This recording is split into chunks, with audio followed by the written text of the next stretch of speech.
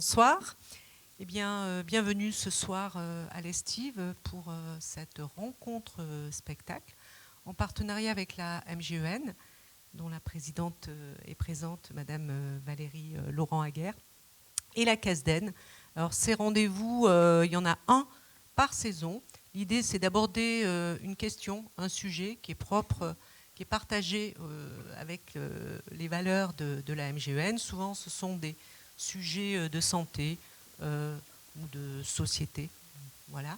Ce soir, donc, nous avons le plaisir d'accueillir Catherine Grangeard, que nous avons contactée en fin de saison dernière et qui a accepté tout de suite d'être notre invitée pour aborder le sujet des corps, des représentations qu'on se fait des corps. Et tout ça, pourquoi ? Parce que vous le savez, juste après, il y aura une pièce de théâtre qui s'appelle La vie secrète des vieux et qui aborde le sujet de la sexualité. Est-ce que quand on vieillit, on a encore du désir sexuel ?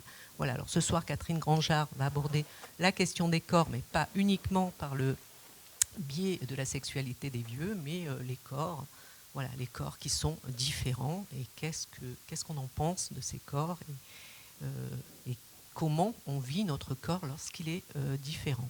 Je vous souhaite une bonne soirée avec cette conférence et puis ensuite à 20h30, La vie secrète des vieux, mise en scène par Mohamed El-Khatib.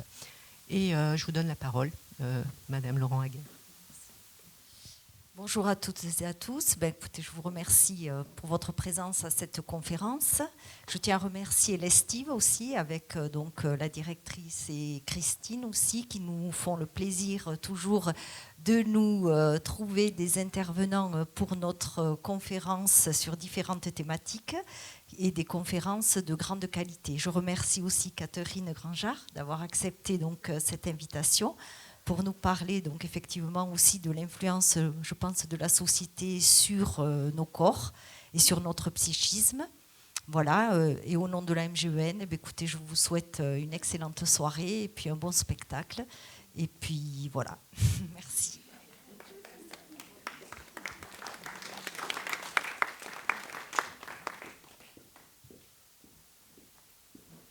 Bonsoir. Comment vivre son corps et celui des autres ? L'apparence est à la mode. L'apparence est la mode aussi. Jeune, riche, beau. Oui, mais les autres ? Peut-on autrement vivre pleinement ? Je vous propose d'y réfléchir ensemble ce soir. Je commence évidemment par remercier les organisatrices et les réalisateurs. Très sincèrement, je dois avouer découvrir aujourd'hui cette belle ville et je me réjouis, sous la pluie, d'assister à la pièce de théâtre tout à l'heure. Je considère donc comme un honneur de faire la première partie et d'ouvrir la soirée. Et bien sûr, je vous remercie d'être ici présent pour cet échange que je vais commencer. Quelques mots pour vous dire un peu qui je suis, en dehors de ce qui se voit.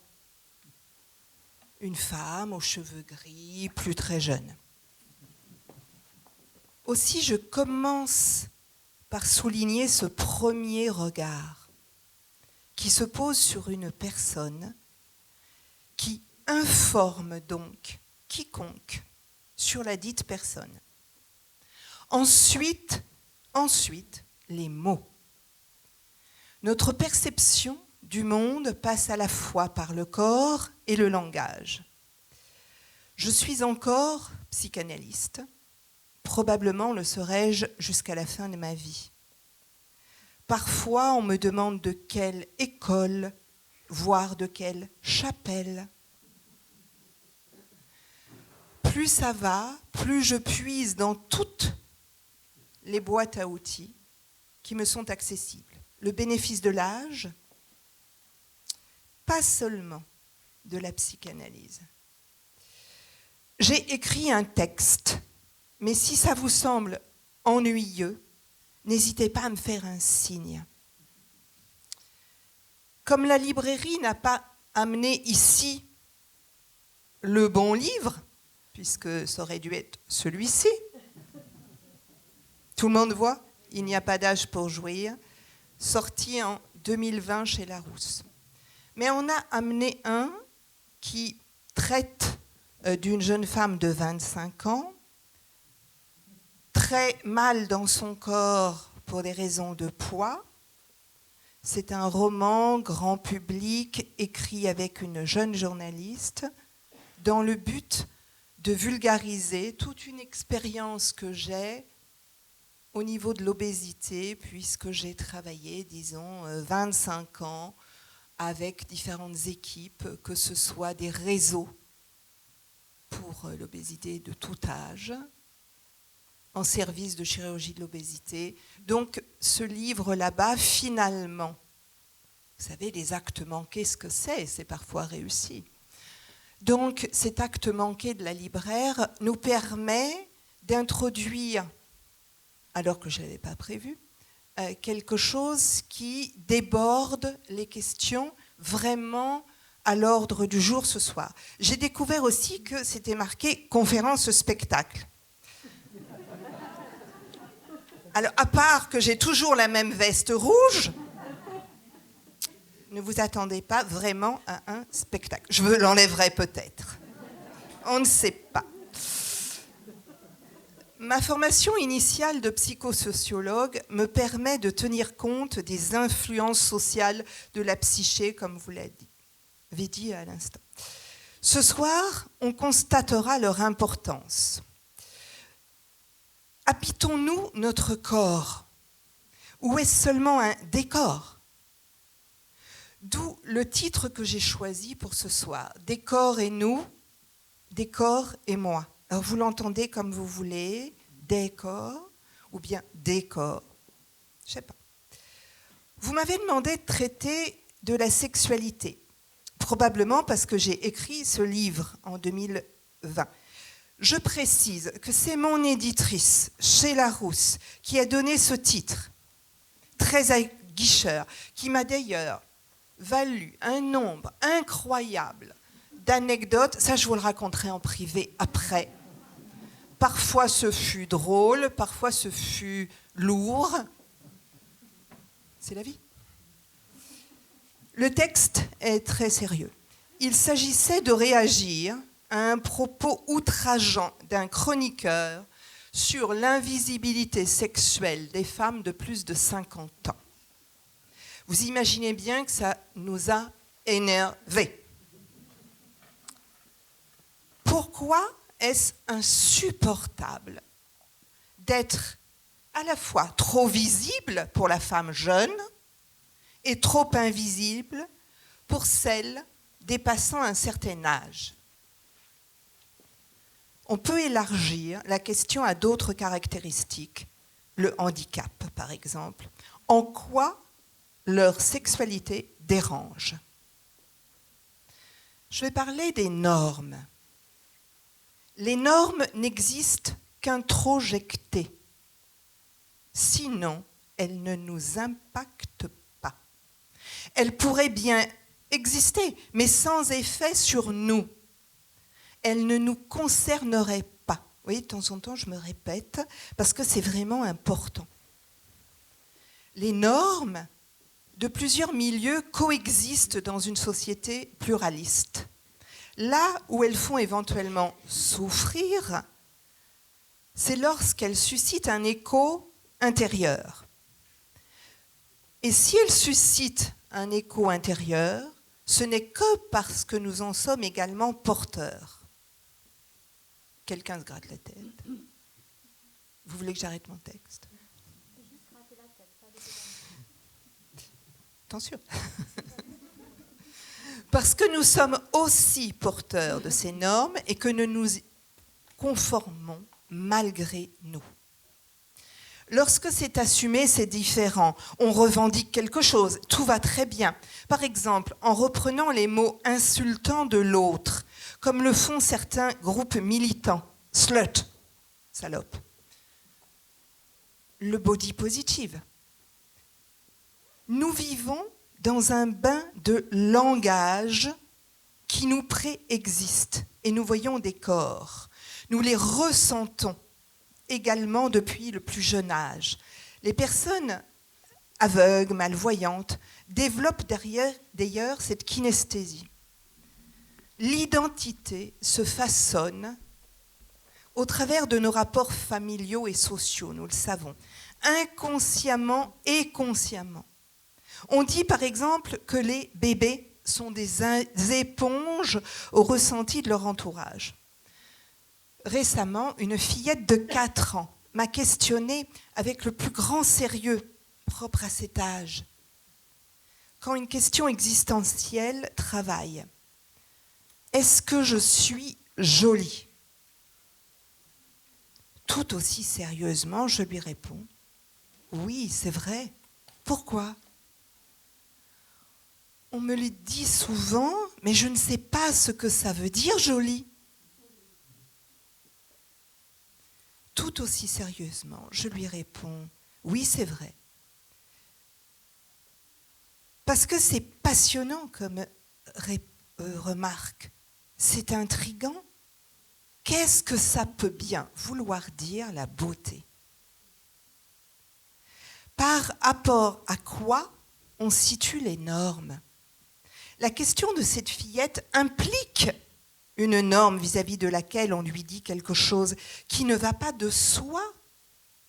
Quand on se pense soi-même, il est clair qu'on se réfère à quelque chose, soit à ce que les gens disent directement ou indirectement, soit à ce que l'on a déjà intériorisé.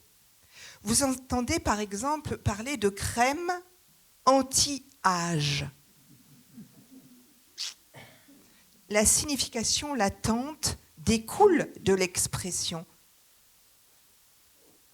Par exemple, les femmes vieillissantes souffrent beaucoup parce que la belle femme a toujours été jeune dans les films, les pubs, etc. ou dans les paroles des chroniqueurs. Donc, l'identification est difficile en prenant de l'âge, d'où des demandes de modifier des supports d'identification. Par exemple, il y a un collectif d'actrices, le tunnel des plus de 50, qui milite pour que les rôles soient distribués à des femmes qui ont effectivement leur âge. Si elle a 50 ans dans le film, qu'elle n'en ait pas 35, l'actrice. Mais aussi, la femme se revoit elle-même. Il y a 10 ans, 20 ans, 30 ans. En prendre vraiment conscience permet un pas de côté. Oui, je fais le spectacle. Une autre représentation de soi devient accessible.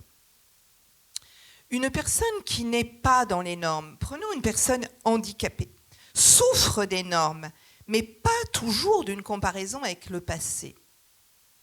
Pour celles qui ont été handicapées en cours de vie, il s'agit de la même perte que celle occasionnée par l'âge. Constatons au passage que les normes ambiantes concernent finalement très peu de gens. Alors pourquoi ont-elles autant d'impact ?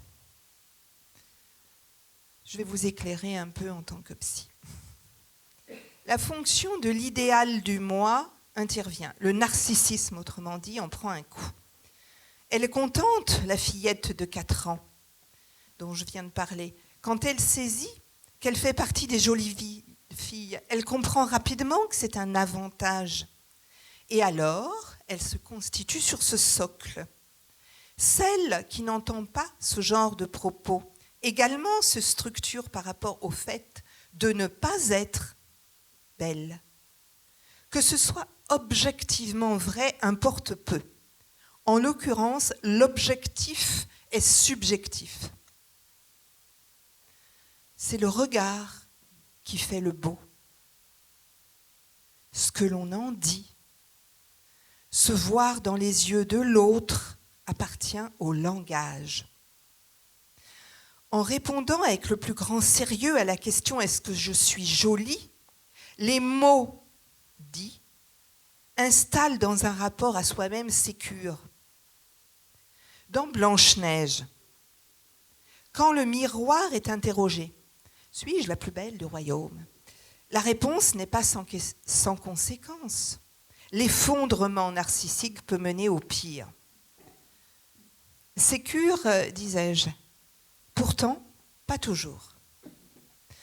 J'ai connu de très nombreuses personnes ayant pris beaucoup de poids, beaucoup trop, afin de ne plus correspondre aux diktats de la beauté, car elles subissaient des attouchements, des viols. Ceci dès l'enfance. Environ un tiers des personnes en obésité ont été victimes durant l'enfance ou l'adolescence de traumas sexuels. Alors la solution de ne plus être désirable était une option, parfois bien inutilement, parce que le viol correspond à bien d'autres mécanismes que le désir sexuel proprement dit. Est-ce une chance que d'être beau?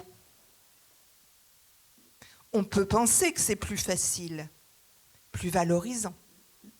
Le mot beau ou belle sont associés à du positif. Par exemple, on dit une belle journée, un bel anniversaire, on parle d'une belle région. Une femme enceinte rêve rarement d'avoir un enfant moche, mal foutu. La catégorisation fonctionne dans tous les sens. Comme je vous le disais dès la présentation, vous me voyez comme une femme d'un certain âge. Vous m'attribuez probablement, inconsciemment, d'ores et déjà des caractéristiques qui peut-être me concernent fort peu.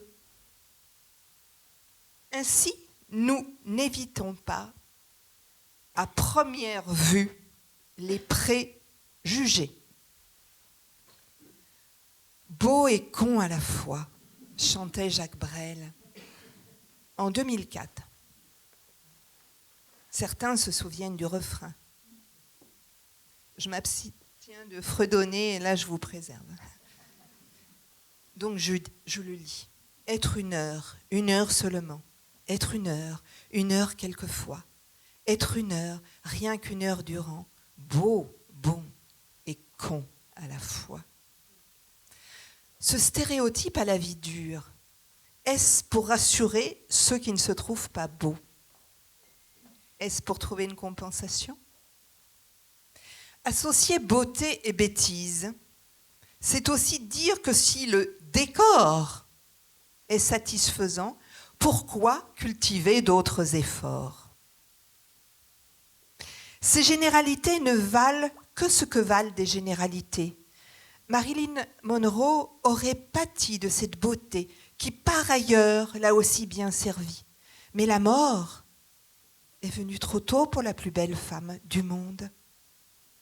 Et peut-être sa vie n'a pas été aussi extraordinaire. Ce que l'on croit vouloir n'est pas toujours ce que l'on veut vraiment. Est-ce aussi idéaliser ce que l'on n'a pas? Est-ce la fonction du manque qui crée le désir, comme disent les psychanalystes? Est-ce aller vers un objectif pour donner un sens à sa vie? Les marques de produits de beauté font fortune sur cette quête, mais pas que. Les obésités sont majoritairement créées par un désir d'être mince. La minceur n'a été ni toujours ni partout synonyme de beauté. À force de privation et de régime, on devient gros. C'est après la privation que vient la frustration. Et puis ensuite, la compensation, la transgression. Le trépied est très bien connu. Mais quand même, on veut être différent. Et c'est sur ce fond psychique que se construisent de nombreux malheurs. S'accepter est parfois le chemin d'une vie. C'est sortir des idées reçues. C'est se regarder tel que l'on est et pas tel que l'on voudrait être. Mais aussi, pourquoi vouloir être ceci ou cela? Croire que si on était ceci ou cela, ferait que l'on aurait une vie meilleure, croire qu'il suffirait de ceci ou cela pour que ça aille bien, pour être aimé en fin de compte. Et c'est le plus souvent l'échec assuré à l'issue. Pourquoi? Illusion permettant de ne pas se remettre en cause. Un vrai projet mené à bien passe souvent par un questionnement du projet, justement. Et, chemin faisant, des réajustements s'imposent d'eux-mêmes.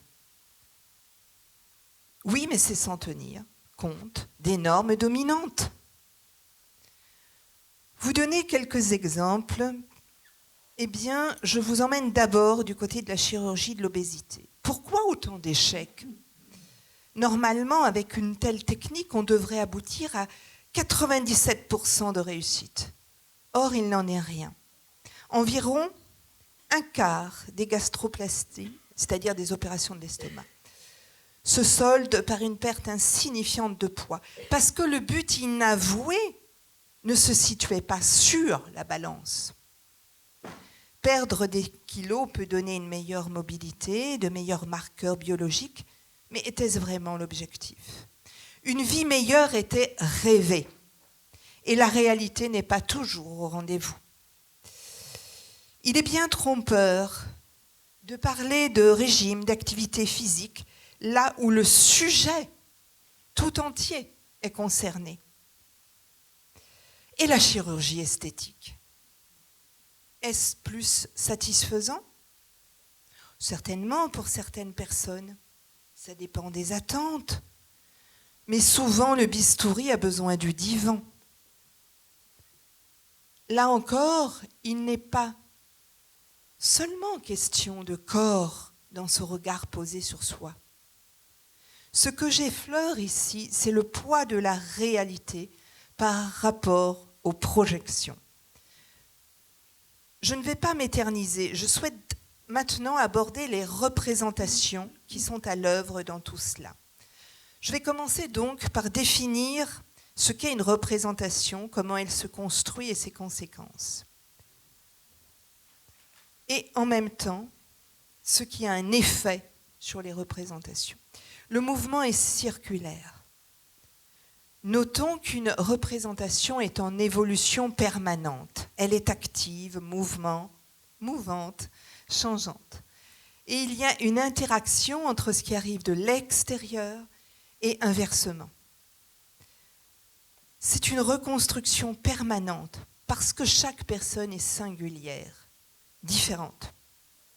Donc toute représentation sociale est à la fois celle de quelqu'un et de quelque chose, de sujet et d'objet. Une représentation parle autant qu'elle montre, elle communique. Des comportements sont déterminés par la représentation que l'on se fait, par exemple, pour traiter le thème de cette conférence du corps idéal. On peut y adhérer ou pas, mais on se situe par rapport, en accord, en opposition. Au fond, peu importe, c'est l'étalon qui compte. La représentation est une activité psychique, grâce à laquelle la réalité sociale est intégrée et sur laquelle on va aussi tenter d'agir. Le lien avec le corps est posé d'entrée de jeu. C'est un mouvement qui modifie, renforce l'image individuelle. Une représentation sociale permet de faire groupe. Elle se partage avec une communauté. On le voit bien d'ailleurs avec les réseaux sociaux. C'est réconfortant. Cet aspect explique pourquoi les réseaux sociaux marchent si bien auprès de certains publics. L'effet de mode n'a pas attendu TikTok ou Insta. Le body positive sur les réseaux sociaux est intéressant si cela aide à sortir de la fabrication des complexes. Ça peut aussi. Mais l'image du corps est souvent corrigée, filtre après filtre, story après story. L'écran façonne l'image de soi. Le corps exposé n'est plus habité. Le corps paraît, mais ne doit pas trahir la personnalité. l'insaisissable du corps n'en demeure pas moins. Au fond, les réseaux sociaux sont l'arme d'une époque. C'est un échange, car communiquer ne se réduit pas à la transmission de messages. La subjectivité est toujours présente. L'émetteur s'adresse à un récepteur qui n'est pas totalement vierge. L'interprétation se constate en permanence. Le sens des mots est différent, même si un vocabulaire est identique. Pourquoi ? La charge émotionnelle est différente. Autre point essentiel, la représentation psychique, c'est l'éprouver. D'où des écarts de réalité. Comment est vécu le corps ? Voici la vraie question. L'âge, l'IMC, d'autres données chiffrées objectives n'en disent rien. Quand la société évolue, quand par exemple la place des femmes bouge, la représentation qu'elles se font de leur corps aussi. Nous voyons que la représentation du corps, des femmes surtout, varie, évolue et n'est jamais neutre. Des représentations sociales débouchent la fabrication des normes et des normes, ce qui est considéré comme normal. L'interaction entre les niveaux des sociétés et celui de l'individu est à mieux comprendre pour en tirer toutes sortes de conséquences. Les personnes ont en commun des représentations et sont néanmoins différentes. Chaque personne a une histoire singulière et le vécu du corps en dépend. Le tabou devient représentable. C'est peut-être ceci qui est essentiel. Quand les mots pour le dire existent, alors la chose elle-même existe. L'indicible du corps, le non représentable, empêche toute représentation. Devient normal ce qui peut se penser, s'exprimer, se partager.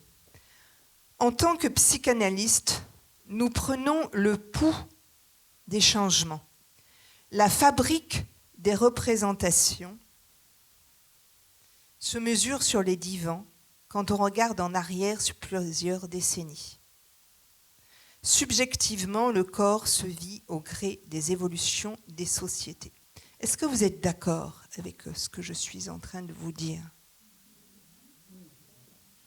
N'hésitez pas s'il y a des points qui vous paraissent discutables.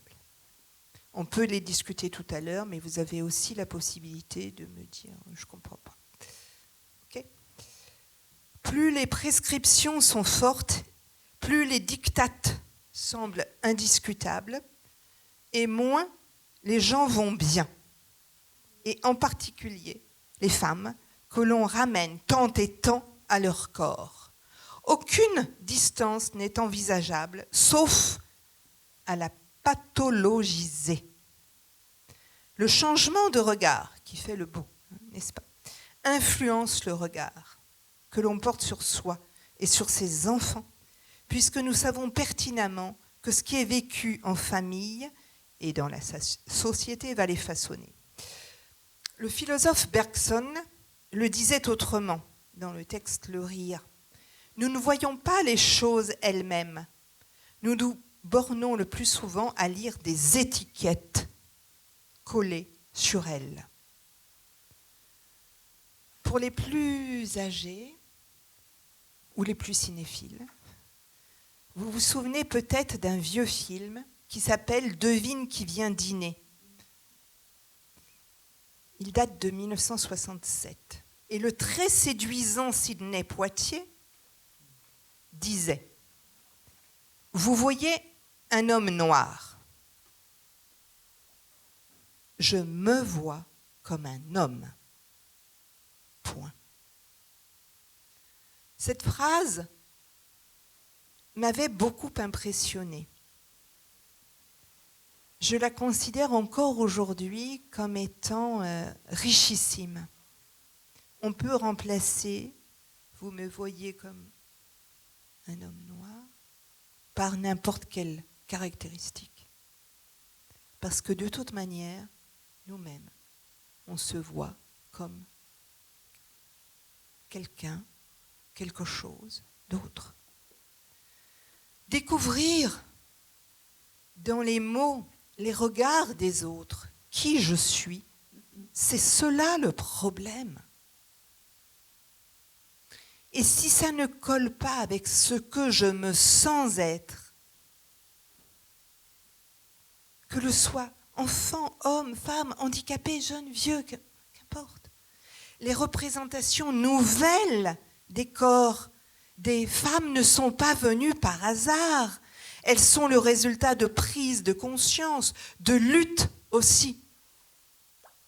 Je ne suis pas une militante, je suis une psychanalyste. Mais comment, au fur et à mesure de temps, d'années de pratique, ne pas devenir un peu militante? Comment, à décrypter les représentations sociales, ne pas souhaiter participer à en modifier certaines, fort injustes, néfastes, allant à l'encontre de la santé? Et on peut le dire pour les gros, pour les malades, pour les vieux, pour qui vous voulez. C'est tout aussi vrai. La femme qui voit de l'autre côté du miroir est le titre donné à l'un de mes livres, celui qui est justement là-bas. Je le trouve très intéressant, car ce qui est dit derrière le miroir engendre ce qui est vu. Une même image n'a pas le même sens. Pourquoi ? Parce que, nous l'avons déjà dit, chaque personne a une histoire différente. Des mots ont été prononcés depuis toujours sur le physique. La construction du rapport à soi passe par les mots de l'autre.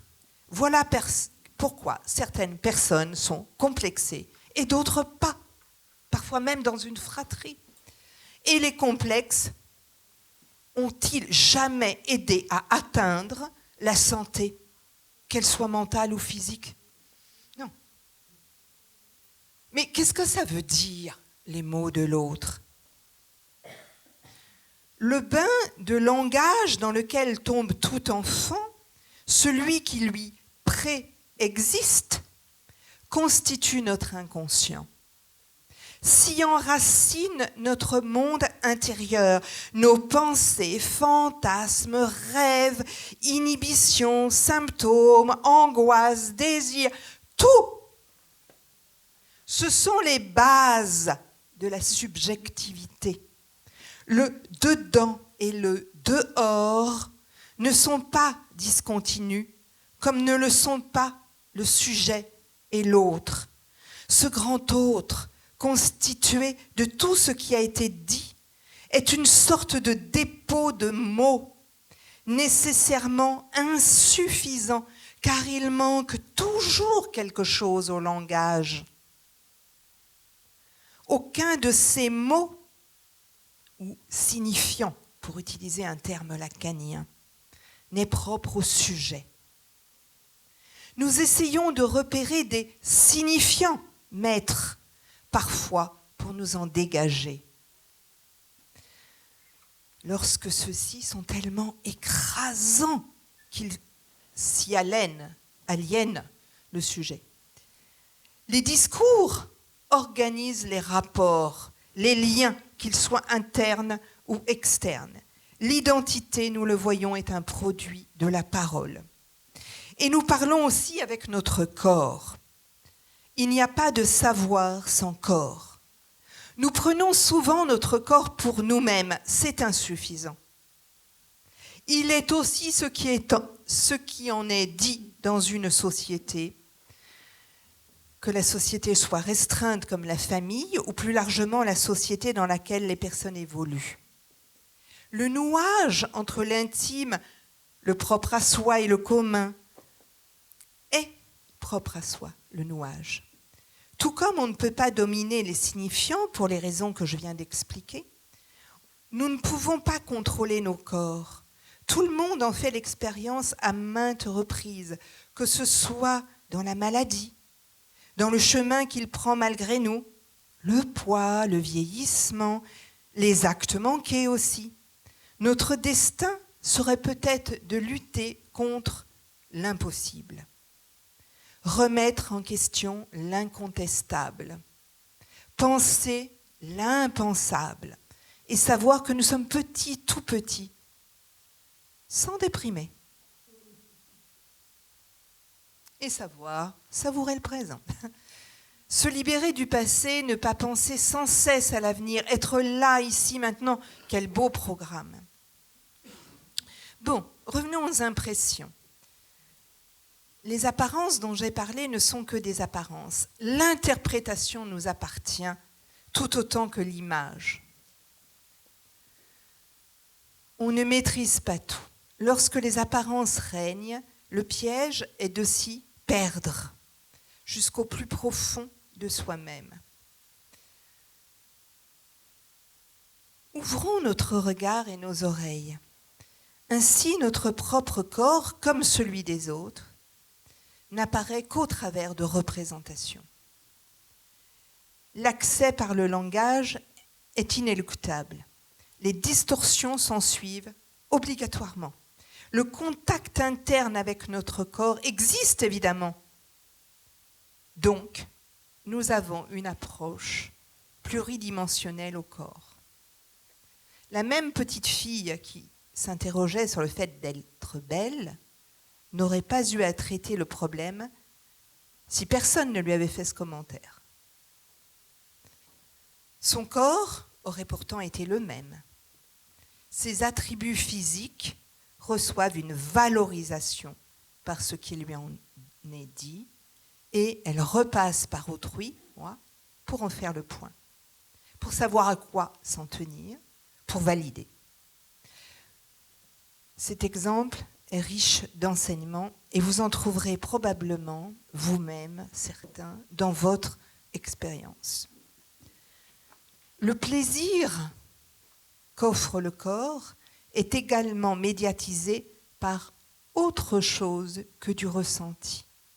Par exemple, il est considéré comme normal ou pas, autorisé ou pas, convenable ou pas, acceptable ou pas. Il faut encore qu'il soit considéré comme avouable ou honteux.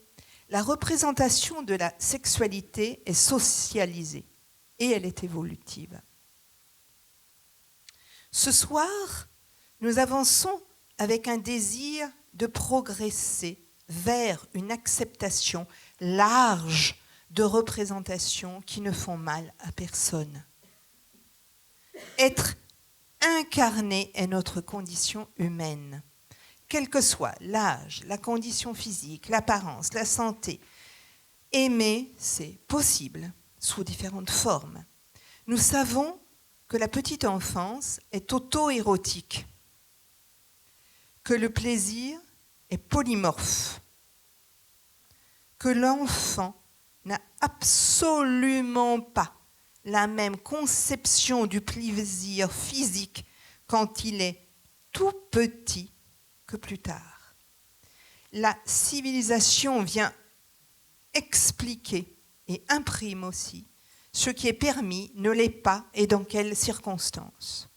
La pudeur se construit socialement. La répression peut même être si forte qu'elle induit des névroses.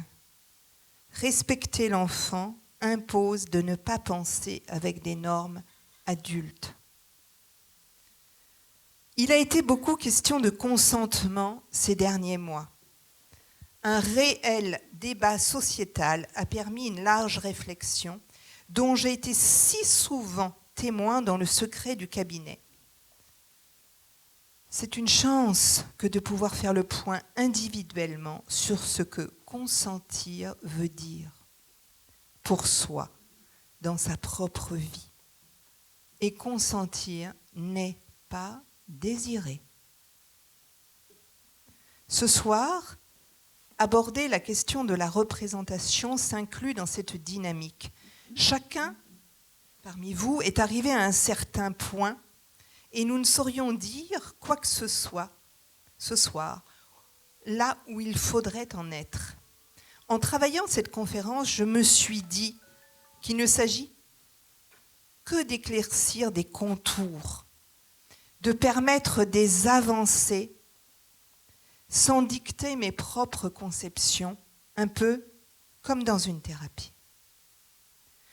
Les désaccords que nous pouvons ressentir avec le corps social sur ce thème, ou bien avec nous-mêmes dans l'ambivalence qui concerne tout être humain, c'est juste une histoire de degrés qui fait la différence. Freud a bien établi qu'il n'y a pas de différence de nature entre la pathologie et la normalité. Je ne sais pas si vous le saviez. C'est une organisation différente. L'ambivalence peut se situer dans ce que l'on ressent et ce que l'on juge acceptable, en raison de tout ce qu'on a déjà vu présentement.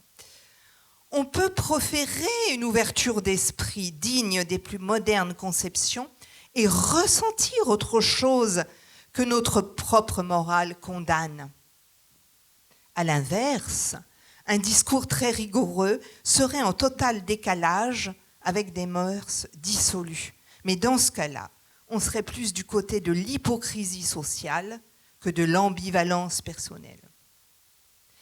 Les exigences du corps sont individuelles et il n'y aurait pas de notion de devoir conjugal, par exemple, si l'on pouvait vivre selon sa propre nature profonde. La représentation de ce qui doit se faire impose alors de se renier. La représentation de ce qui doit se faire lors d'un rapport sexuel se fabrique socialement. Nous avons là le double effet d'une représentation sociale, construite, diffusée par des médias, magazines, réseaux, sites, mais aussi d'une domination. J'entends malheureusement trop souvent des femmes en souffrir. La vie sexuelle dépend de nombreux facteurs. L'éducation pèse lourd et pouvoir se fier à son ressenti implique une confiance en soi qui n'est pas toujours solide. Les représentations sur lesquelles nous réfléchissons maintenant ont un effet sur la vie quotidienne, sans pour autant que la prise de conscience en soit toujours claire. Pour se sentir aligné, sentiment indispensable pour être à l'aise avec soi-même, ce retour sur soi est utile. Parfois, se faire accompagner est nécessaire. Partir de soi, non pour se replier, mais pour reprendre le fil. Il ne s'agit pas toujours de vouloir pour pouvoir. Disons plutôt que c'est parfois une condition nécessaire, mais pas suffisante. L'influence extérieure dénature la sensation interne. Décortiquer permet le repérage et une prise de distance. Ce soir, en survolant, au mieux, un écho se produit.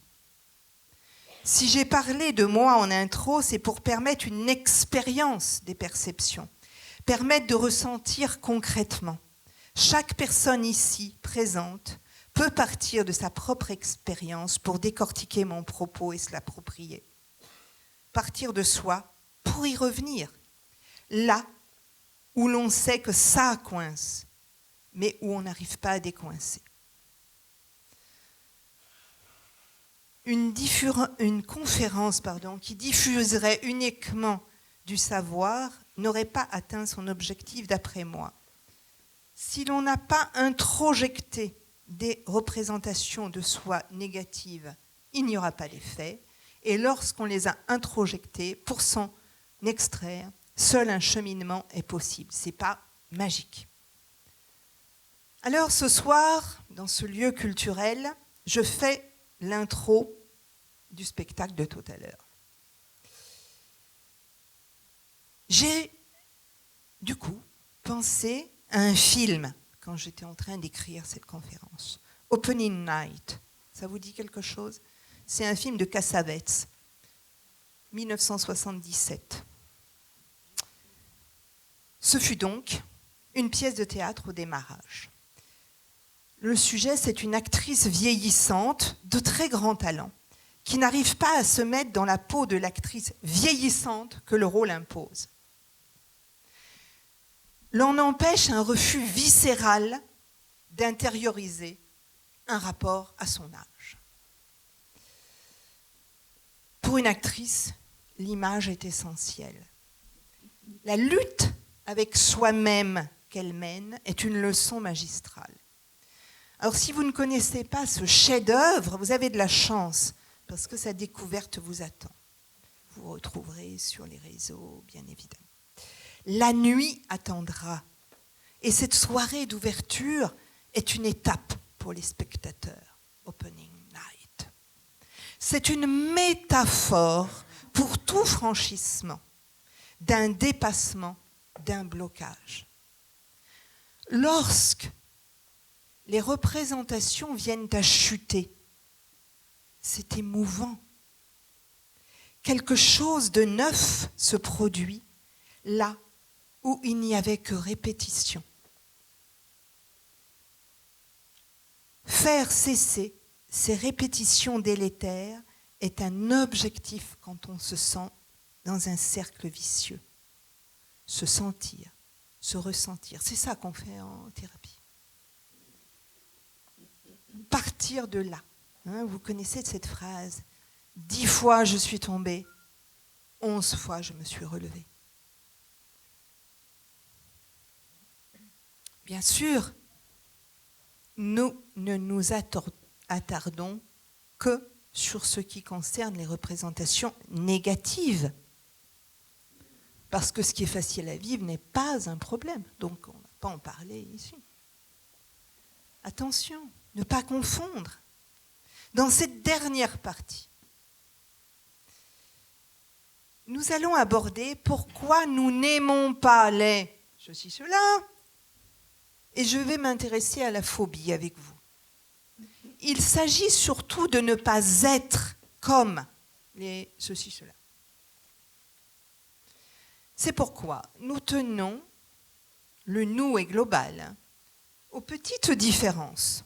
On est pareil, mais justement, non. Il y a eux et nous. Ne pas confondre. Encore une fois, je vais passer par la grossophobie. Nom, féminin, entré dans le dictionnaire en 2018 seulement, par les luttes des associations de personnes en obésité et par les professionnels de santé qui les ont accompagnés. Pourtant, cette phobie semble toujours aussi bien partagée, à commencer par une majorité de personnes à l'égard d'elles-mêmes. Peur de grossir, rejet des personnes qui ressemblent à ce qu'on ne voudrait surtout pas devenir. Voilà la phobie. Les injonctions finissent par devenir des hantises, créent des complexes, et pour ne pas finir comme ces personnes, le rejet est visible. Oui, la grossophobie fabrique des obésités. Elle est l'autre face du problème. L'été est une période de mise à nu qui rend vulnérable toutes les personnes qui ne sont pas dans les critères à la mode, trop grosses, trop maigres, trop vieilles, trop... Ça fait sans doute 95% de la population. Il semblerait bien que l'introduction du mot ne suffise pas à vaincre le phénomène qui se manifeste par des mots, des regards appuyés, des approbateurs, par exemple sur les caddies des personnes dans les supermarchés. Regardez comment les gens regardent ce qu'il y a dans le caddie quand c'est une personne obèse qui le pousse. Mais c'est quelque chose. pour se sentir bien dans sa peau, c'est pas simple. Hein. Mais moi, je vous le demande, pourquoi tant de haine? En quoi ça nous dérange? Aucune empathie pour des personnes qui sont jugées coupables de mal se comporter pour en arriver à être obèses. Les défauts que nous rejetons chez nous sont projetés sur elles sans que l'on ne connaisse rien d'elles. Une phobie, c'est une angoisse irraisonnée. Ici, nous constatons qu'il est inacceptable pour beaucoup de nos concitoyens de supporter la vue d'obèses. Ils devraient se prendre en main. Comment en arrive-t-on là? Comment se laisser aller à ce point? Toutes ces phrases m'ont été rapportées en consultation, et bien d'autres, par des personnes parfois en pleurs. Elles se souvenaient des sobriquets, grosses vaches, entendus dans l'enfance, l'adolescence, la leur ou celle de leurs enfants. D'instit aussi, mal à l'aise, racontant ne pas savoir comment réagir en entendant dans la cour de récré ce genre de propos. Des enfants ne comprenant même pas pourquoi ils sont harcelés en raison de leur poids. Aujourd'hui, on est, je crois, la journée contre le harcèlement scolaire. Eh bien, écoutez, je pense que c'est vraiment un sujet à creuser, à travailler et tout ça. C'est vraiment considérable. Bon, je saute d'une partie parce que je vous vois fatigué. Non ? La grossophobie montre que ce n'est pas le problème de ceux qui la subissent, mais de ceux qui l'agissent. C'est eux qui ne supportent pas de voir ces personnes qu'elles ne voudraient surtout pas devenir en se laissant aller à leur petit penchant, parce qu'un bonbon, ça s'entend quand même, c'est pas mauvais. Hein? On en mange pour le réconfort, pour se faire du bien, pour je sais pas quoi, moi. C'est une petite douceur. Le rejet des autres, c'est d'abord le refus en soi de certains penchants attribués comme pouvant les concerner. Après tout, on ne sait jamais. Il faut se prémunir.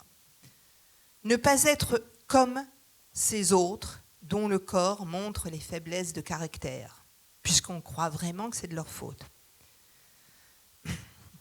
Cette terreur est telle, ah oui, ça c'est drôle, que lors d'un sondage à la question « Est-ce que vous préféreriez épouser un beau délinquant ou un obèse ?» Voilà, je vous laisse deviner. Or, quand on sait ce qu'est la vie avec un délinquant, on mesure l'état mental des personnes. Bon, qu'est-ce qui est associé à ce type de rejet? La peur d'être aussi mal vu que la façon dont on regarde mal les autres? Être aussi mal aimé? Une femme me disait récemment, et en plus en vieillissant, à la ménopause, on grossit toutes, ou presque. Inéluctablement, alors on passera du côté de celle dont l'image est dépréciée, avec à peine un peu de mauvaise conscience, qui plus est. Ce n'est pas la même chose en ce qui concerne les handicapés. On ne leur attribue pas la responsabilité de leur état. Ils sont pleins, évidemment pas enviés. Le rapport aux places de parking réservées est révélateur. On ne prend pas la place de peur de prendre aussi le handicap, à moins que plus trivialement, certains aient uniquement peur du gendarme. Le rapport au handicap dans toutes les sociétés et de tout temps est complexe. Il évolue. Une partie de ce que je viens de dire reste vraie pour les handicaps visibles que la population indemne n'aimerait pas avoir à supporter. La structure sociale et politique des États protège lorsque la solidarité vient à faillir. C'est très mal vu de se moquer et de maltraiter des personnes handicapées. Ça ne signifie pas, bien évidemment, que le rapport à elles soit exactement comme avec quiconque. Le droit à l'indifférence a été un slogan que j'ai trouvé très intéressant. Bon, j'ai presque fini. Maintenant, je vais vous parler du narcissisme des petites différences, puisque j'ai dit qu'on tenait aux petites différences. Et en plus, parce qu'elles ont de grandes conséquences. Nous voulons absolument nous différencier de eux. Nous avons peur de ressembler à eux. Nous projetons sur eux des caractéristiques avec lesquelles nous souhaitons une distance protectrice. Nous avons des qualités, eux, des défauts. La frontière est bien définie, étanche. Bon, Freud a cassé cette illusion en montrant qu'il n'y avait pas d'un côté des gens normaux et de l'autre des fous. Le degré crée l'altérité. Il ne s'agit plus d'une différence de nature. Nous et eux, on ne s'oppose plus. C'est une articulation qui insécurise et qui est si difficile à supporter pour les êtres humains. Car oui, nous sommes tous des êtres humains de la même espèce. Ce qui est dénié lorsqu'il s'agit d'anéantir physiquement ou symboliquement. La première petite différence est sexuelle. L'enfant va petit à petit découvrir que ce frère, cette sœur, qui lui ressemble tant, diffère en un point. Une peur chez le garçon apparaît, avec plus ou moins de puissance selon les sociétés dans lesquelles il vit, cet enfant, en fonction de comment les femmes y sont traitées. Il craint que cet appendice lui soit coupé s'il se conduit mal, par exemple. Les petites filles peuvent penser qu'elles en ont été privées de cet attribut de pouvoir, qu'elles ont déjà été punies, ce qui aura un effet sur le narcissisme primaire. Les petites différences créent de grandes peurs, de grandes guerres, des exterminations. Se différencier devient une obsession. Je vous rappellerai, parce que dans la période actuelle, Freud a écrit « Malaise dans la civilisation » en 1930. Dit-il, il est toujours possible d'unir les uns aux autres par les liens de l'amour, une plus grande masse d'hommes, à la seule condition qu'il en reste d'autres en dehors pour recevoir les coups. Dans le narcissisme des petites différences, on constate une satisfaction commode et relativement inoffensive de l'instinct agressif, par lequel la cohésion de la communauté est rendue plus facile à ses membres. Ce petit extrait révèle comment les sociétés fonctionnent avec le bouc émissaire. C'est vraiment d'actualité, qu'il s'agit de grands groupes ou de groupes minuscules. Cette comparaison peut rassurer ou inquiéter. La structure humaine, toute regrettable qu'elle soit, est, du verbe être. Elle est aussi, du verbe haïr. Cette fonction de protection peut être freinée par la civilisation. C'est même sa fonction. On accepte de limiter notre toute-puissance infantile par l'éducation pour vivre en paix les uns avec les autres. Mais parfois, le rejet est aussi attisé pour des fins personnelles. Ce peut être le cas lorsque des groupes humains sont pourchassés car désignés comme porteurs de tous les maux, MAUX. C'est aussi le cas lorsque des modes anti-âge, anti-kilo, anti-je ne sais quoi influencent les personnes via des médias, qu'ils soient traditionnels ou nouveaux. Le marketing fabrique des courants de pensée pour vendre. Les lois viennent protéger le faible. Il s'agit de veiller que cela en soit ainsi. Le simple rapport à soi-même passe par la société, donc par ce qui est défini comme étant acceptable ou ne l'étant pas. La vigilance n'est certes pas de tout repos, mais mieux vaut prévenir que guérir. L'histoire est constituée de dérapages. Nos petites histoires de vie également. Ce lien indéfectible entre le grand monde et ses normes et notre quotidien le plus intime a été traduit, il fut un temps, par le slogan « Le corps est politique ». Les lois adoptées sont des révélateurs de l'état des rapports entre les individus. Quand l'inacceptable est bien défini, chaque personne se réfère sereinement à l'interdit. Ce qui modère les rapports entre les uns et les autres sans pour autant s'illusionner, puisque le narcissisme des petites différences ne peut pas ne pas exister. Donc, limité. La liberté existe à un certain degré, sans illusion. Je vais bien me garder de conclure. Quand il s'agit de personnes dont l'image est dévalorisée, leur vie sexuelle suit le même chemin dans les représentations. On aura beau râler, c'est insuffisant. Pour que les choses changent, pour que ce soit moins injuste, il faut arracher les racines. Sur ces conseils de jardinage, je vais cesser de parler toute seule et je vous propose de vous écouter.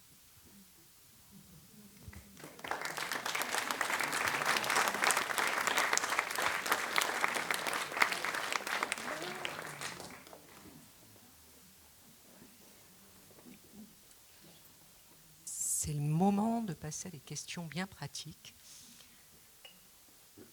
J'ai le micro.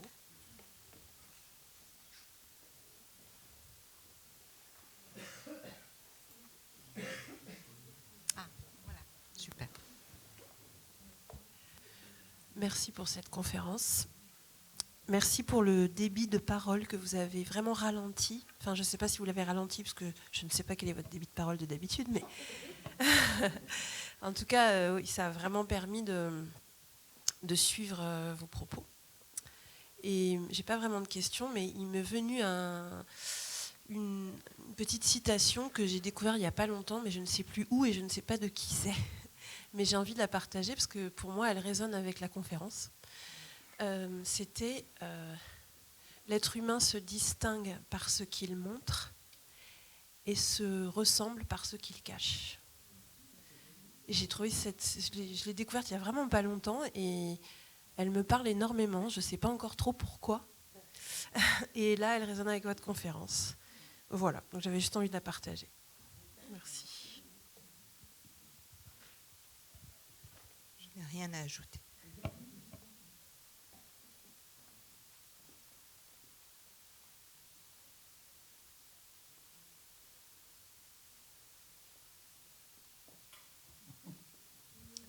Puisque le livre n'est pas là, il n'y a pas d'âge pour jouir, précisément, et c'est un peu le sujet aussi du spectacle qu'on va voir tout à l'heure à 20h30. Est-ce que vous pouvez nous dire un peu ce qu'on peut retrouver dans votre ouvrage ?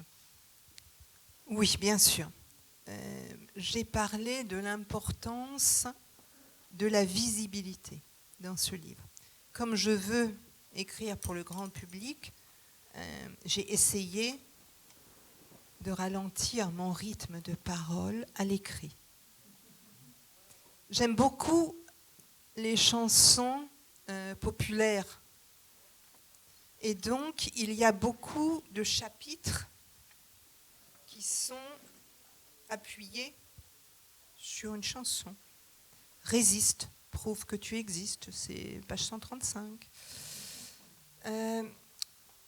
Il y a plusieurs femmes patientes ou patientes fictives, copines, qui racontent les unes et les autres quelque chose. Par exemple, j'ouvre au hasard, et je vous lis quelques lignes. Ce chapitre s'appelle « Où sont les hommes ?» Vous savez, c'est une chanson de Patricia Cass, 2003. Mon chéri, je vous ai apporté le texte d'une chanson, « Les nuits d'une demoiselle ». Ça vous dit quelque chose ? Que je vous chanterai volontiers pour épargner vos oreilles, je préfère la réciter. On répète un spectacle érotique, des lectures pour être précise. Moi, j'ai à lire quelques strophes, je vous donne la tonalité. Que c'est bon d'être demoiselle, car le soir dans mon petit lit, quand l'étoile Vénus étincelle, quand doucement tombe la nuit. J'aurais peut-être pas dû ouvrir cette page. Je me fais sucer la friandise, je me fais caresser le gardon, je me fais empeser la chemise, je me fais picorer le bonbon. Vous connaissez les chocolats de mon chéri ? J'en ai acheté à mon ami pour son anniversaire. Il n'aime pas que je l'appelle mon chéri. C'était un clin d'œil complice. Mais on n'a pas réussi à se voir. J'ai attendu et comme ça durait, ça m'énervait, j'ai entamé la boîte. Je vais sauter pas mal de pages. Et tiens, je tombe sur Monica Bellucci qui évoque un changement radical entre les femmes et les hommes. Je la cite. L'affrontement ne servirait à rien. Il faut trouver une manière intelligente de se parler. Monica Bellucci est une femme accomplie, chanceuse. Sa position est nettement favorable. D'autres femmes ayant un déficit d'assurance et moins de possibilités de choix ressentent plus de colère. Plus on est à l'aise avec soi, plus on l'est avec les autres. Mieux vaut donc ne pas oublier de s'apaiser. Mon chéri, entre guillemets, s'est ressourcé grâce au désir que la femme X avait de lui. Bon, dans ce chapitre, eh bien, c'est une femme qui est très libre sexuellement et qui va raconter une partie de sa vie avec ce mon chéri, qui n'est pas très disponible, vous l'avez compris, et comment, quel que soit l'âge, eh bien, elle souhaite poursuivre une vie sexuelle accomplie. Autre page, plaire est un plaisir. Beaucoup de femmes ont envie de continuer à jouir du jeu de la séduction où elles se narcissisent. Le jeu peut être drôle et contribuer déjà à un bonheur.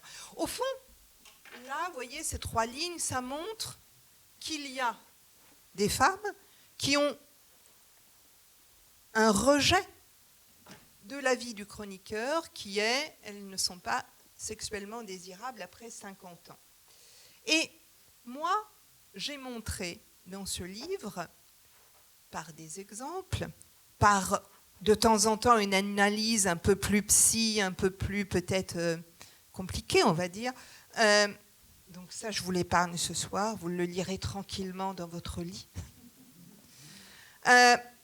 Que l'invisibilité, c'est condamner sous un prétexte X des personnes à abandonner quelque chose qui est vital. Parce que se rendre visible pour le nourrisson qui arrive sur Terre totalement dépendant des soins qu'on va lui octroyer, l'espèce humaine naît avant d'être finie. Parce que dans l'utérus de la femme, on ne peut pas rester 1 an et demi. Et donc, à 9 mois à peu près, l'enfant nourrisson naît, mais ne peut pas survivre, contrairement à d'autres espèces. Ne peut pas. C'est pour ça que nous avons au fond de nous cette nécessité de nous faire aimer. Alors le nourrisson, quand il voit qu'on lui fait des sourires, il apprend très très vite à sourire, à imiter, c'est magnifique. les petites grimaces de sourire, parce que ce mimétisme fait que l'individu s'humanise. C'est ancré au fond de nos tripes. Lorsque on vous dit qu'à partir de tel âge, ou en fonction de telle morphologie, ou pour je ne sais trop quelle raison, vous seriez blacklisté et en dehors du système, aussi vital qu'il est, vous voyez, ce n'est pas possible. Donc, nous n'avons pas d'obligation à la sexualité à n'importe quel âge. Aucune obligation, bien évidemment. Mais en revanche, l'interdiction, ça pose vraiment problème. Et il y a des personnes qui vont être ravies, des femmes qui disent « Oh là là, moi je suis tranquille, je sors de ces obligations. » Parce qu'effectivement, pour elles, la vie sexuelle n'avait pas été épanouie. Et donc, quel bonheur d'être enfin considérée comme c'est terminé. Moi, je dirais plutôt quel malheur d'avoir enduré ça toute sa vie. Et donc, ce livre, un certain nombre de pages, montre différents aspects du fait de vieillir au regard de ce qui est attendu des femmes à partir de la ménopause. La ménopause, j'en parle dans ce bouquin, c'est quelque chose qui vient mettre fin à la reproduction. Comme notre durée de vie s'allonge, nous allons passer, après 50 ans environ, 30, 35, 40 ans, enfin c'est énorme. Et donc, je crois qu'à l'époque, en 2020, il y avait 14 millions de... Oh là là, il ne va pas être content le technicien, j'ai parlé à côté du micro. Il y avait 14 millions de femmes qui avaient plus de 50 ans. À peu près 40% des femmes, c'est considérable. Donc une femme de nos jours vit plus longtemps non féconde que féconde, jusqu'à la puberté, après la ménopause. Donc vous voyez, ramener les femmes à la période de reproduction, c'est quand même un œil spécial sur la sexualité des femmes. Moi, j'invite les femmes à réfléchir d'elles-mêmes et non pas de ce qu'on pense qu'elles sont. J'invite chacune, je dis les femmes, parce que ça, c'est un livre qui est adressé principalement aux femmes. Je parle évidemment avec des hommes. De temps en temps.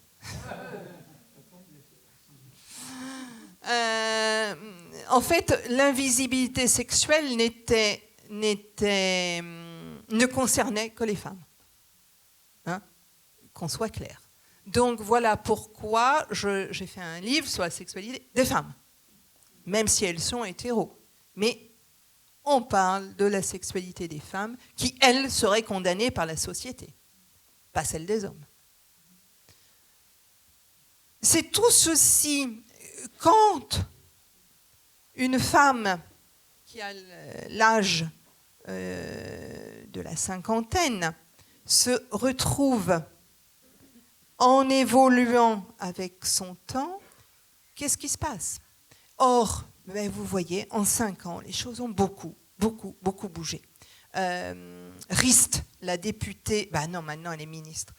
Rist a mené une... Stéphanie, oui, c'est ça, j'avais un trou sur son prénom.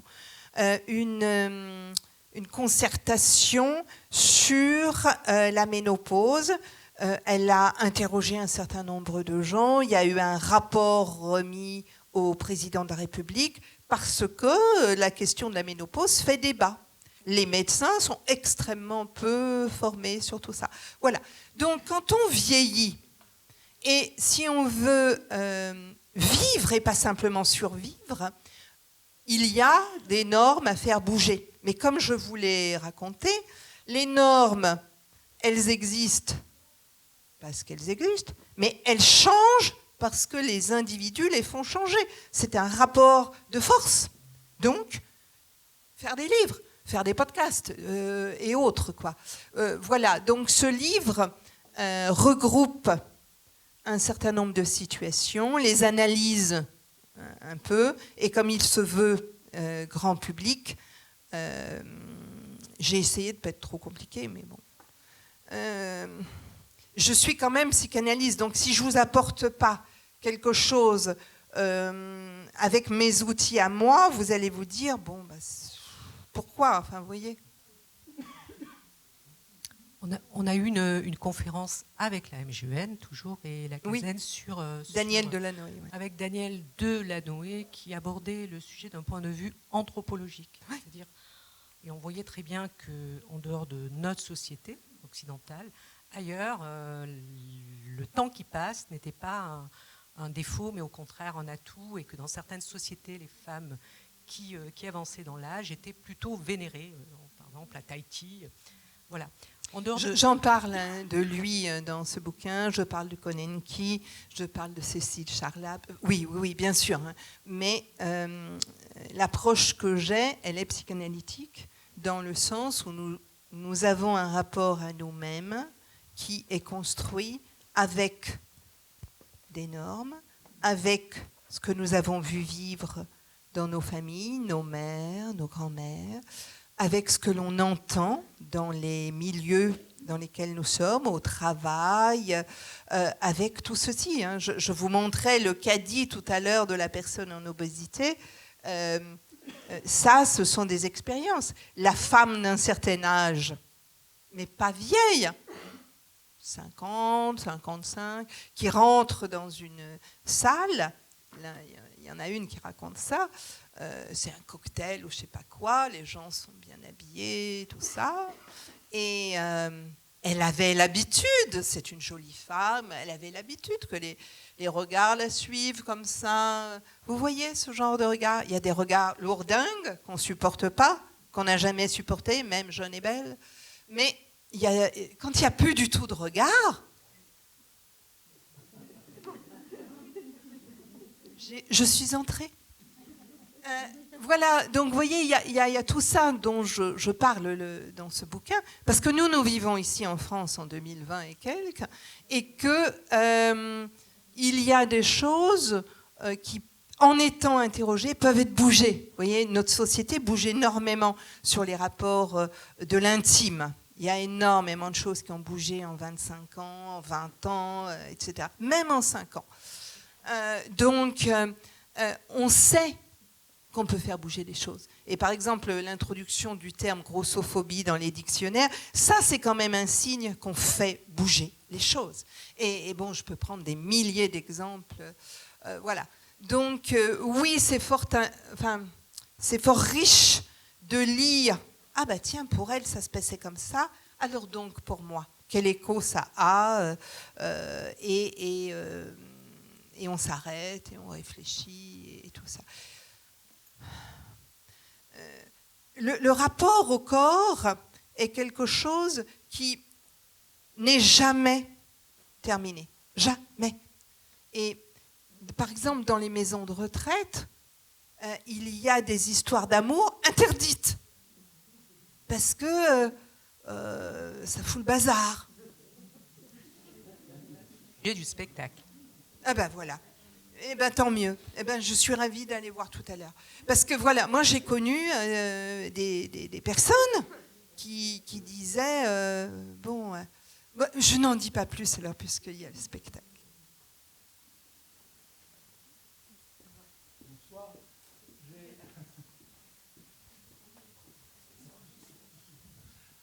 Bonsoir. Oui, j'ai vu hier soir une émission à la télé qui parlait de l'andropause et de la difficulté pour les hommes à s'exprimer sur ces questions-là.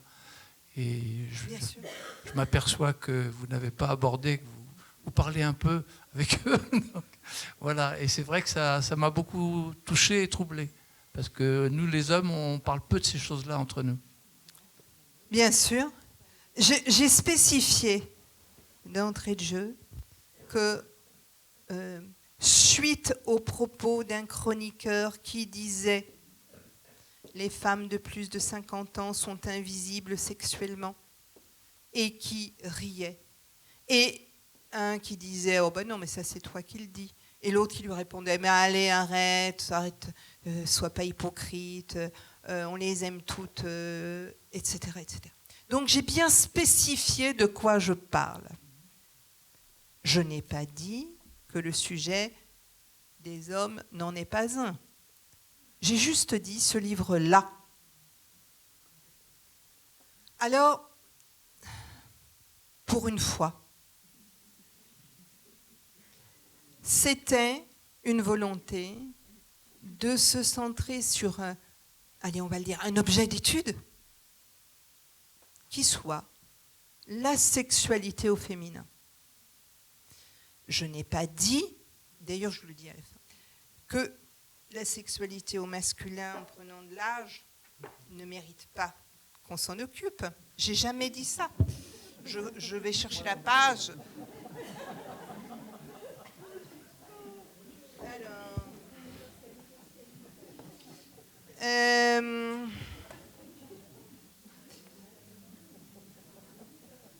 Je la trouve plus. Bien évidemment que les hommes en vieillissant ont un rapport au corps qui évolue et c'est moins agréable d'avoir 70 ans sexuellement pour un homme que d'en avoir 35. Bien évidemment. Non, monsieur n'est pas d'accord. Il n'a pas 70. L'andropause est un sujet. Les hommes parlent peu de l'intime entre eux. Les hommes parlent de foot, de bagnole, de gonzesse, mais parlent... Ouais, bien sûr. Non, mais heureusement que pas tous. Mais on dit aux petits garçons, ne pleure pas. On dit aux petites filles, fais attention de ne pas te faire mal. Donc, il y a quelque chose qui, culturellement, empêche les garçons de pouvoir échanger sur l'intime. Et les filles vont s'embrasser pour se dire bonjour, les garçons plus rarement. Donc, il y a quelque chose qui est différent. Voilà. Alors que l'on essaie d'élever nos fils différemment, bien sûr, nos filles différemment, bien sûr, mais il n'empêche que, monsieur a raison, sur le fait qu'entre hommes, évoquer des moments d'impuissance, de difficulté d'érection, les filles, oui, beaucoup plus, parce que c'est plus comme ça. Parce que les filles, à la puberté, parlent de leurs règles avec leurs copines. Quand elles sont enceintes, elles parlent de leur machin. Elles parlent de leurs histoires de relous. Elles parlent de ci, de ça. Les filles parlent vraiment beaucoup entre elles. Les garçons, excusez-moi, mais friment beaucoup. Et donc, comme ils friment, ils ont du mal à avouer les faiblesses. Voilà. Même avec leur chéri, ils ont du mal.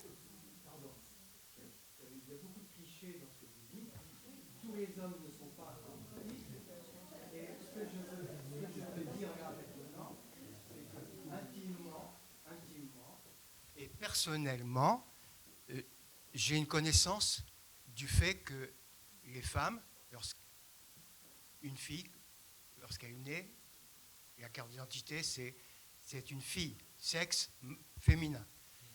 Et c'est vrai que tout le long de son récit de vie, jusqu'à la ménopause, et voir sa grande vieillesse, par rapport aux hommes, elle a beaucoup plus cet être-là, qui est un être humain, comme l'homme est un être humain. Cet être-là a beaucoup plus à vivre, expérimenter des transformations biologiques, mais pas que biologiques, des transformations aussi au niveau de sa psyché. Je pense à l'entrée dans l'adolescence avec la découverte des menstrues, la transformation du corps. Nous, les hommes, je ne dis pas les mecs, parce que lorsqu'on me dit « hey mec », je réponds « hey nana ». Ok ? Bon, ce que je veux dire, c'est que vous... Enfin, ça me gêne de parler comme ça, En tant qu'être humain et être féminin, vous avez beaucoup plus de transformation dans votre vie, de changements à assumer pour arriver à une maturité. Et ça, nous les hommes, nous ne connaissons pas ça. Nous, on nous a envoyés au service militaire. Moi, je n'y suis pas allé. C'est un peu cliché tout ce que vous dites là. Dans les cours de récréation, c'est très bien les garçons.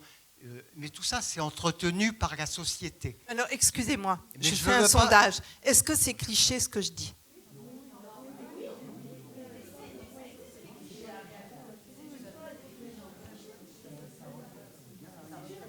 Alors, il est exact que individu par individu, les différences existent. Les personnes sont ce qu'elles sont. Ce que vous appelez cliché, ce sont majoritairement des caractéristiques de groupe. Majoritairement. Et donc, majoritairement, il y a des hommes qui, il y a des femmes que, etc. Après que l'on se reconnaisse dans la majorité, c'est tout l'objet de ce que j'ai expliqué. Non, on fait évoluer. Mais...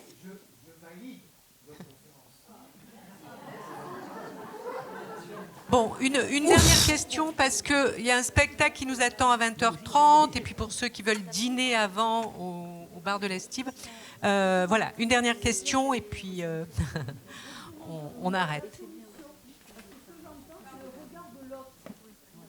Très bien. Alors, eh bien, écoutez... Non, non.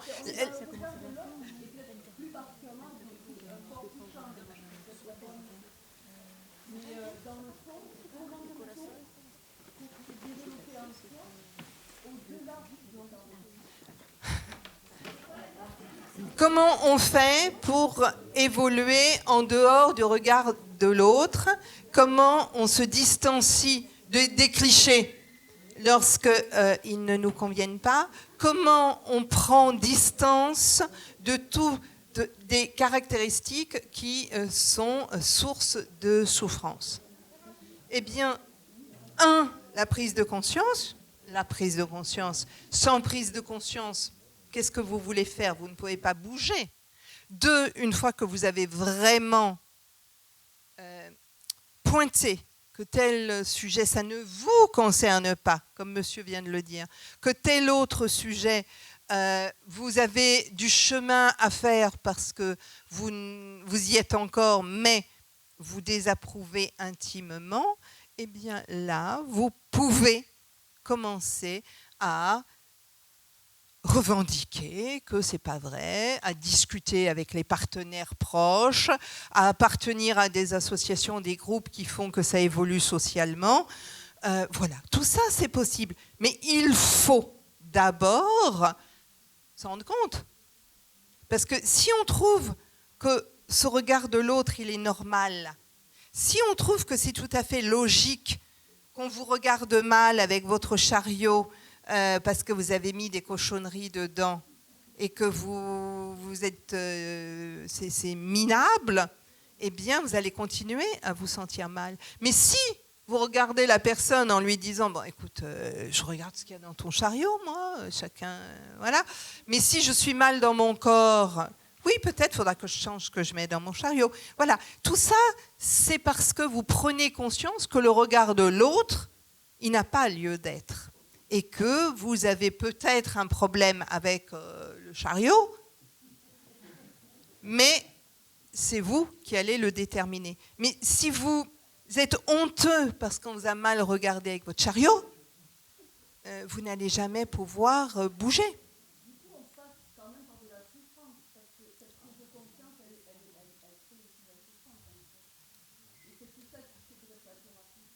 En fait, si on ne souffre pas de quelque chose, on ne change pas. On ne change que parce qu'on souffre.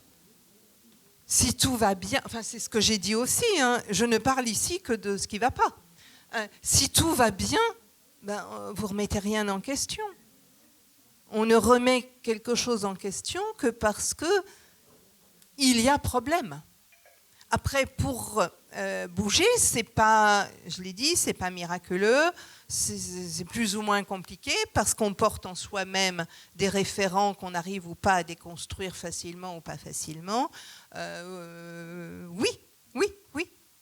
Parce qu'on est seul ou pas seul à être dans cette situation, parce que quand on est seul ou pas seul, on trouve ça normal ou pas normal, mais ça, je l'ai dit, ça correspond à l'histoire de chacun, chacune. Et le corps des femmes, puisqu'il change plus, puisqu'il y a un attendu social supérieur vis-à-vis des femmes, eh bien, il y a quelque chose de très différent.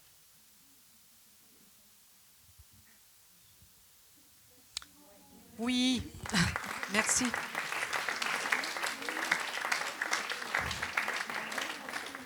Bon. On a senti que ça démarrait là, hein, en fin de conférence. Là, ça y est, là, ouais, là c'est parti.